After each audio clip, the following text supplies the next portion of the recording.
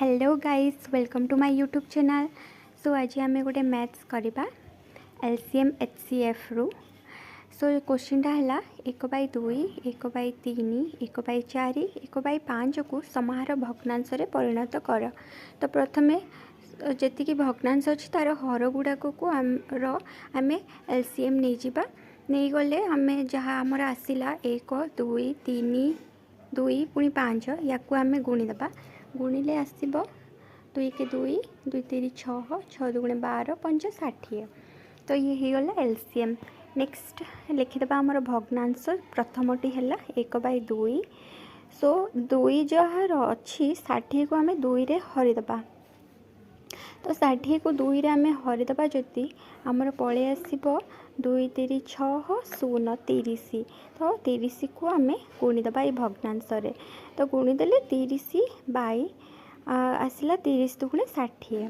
Next भग्नांशटी है 1/3। सो पुणी जहाँ आमर एलसीएम थी 60 60 को 3 रे हरिदे हरिदेले आसब 3 दुगुणे 6 0 20 20 पुणी गणीदे भग्नांशटी को। तो 20 के 20 20 इंटू 3 जदि करवा आसब 60।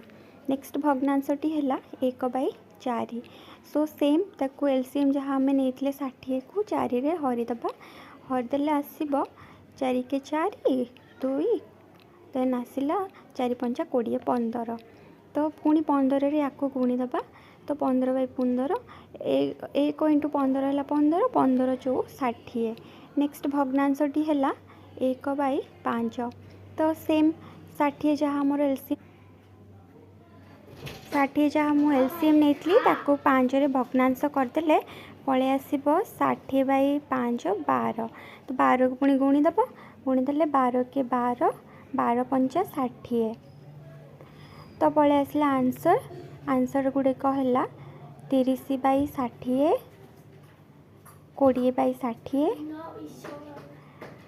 15/60 12/60। तो ये गला यार answer. Thank you for watching my video.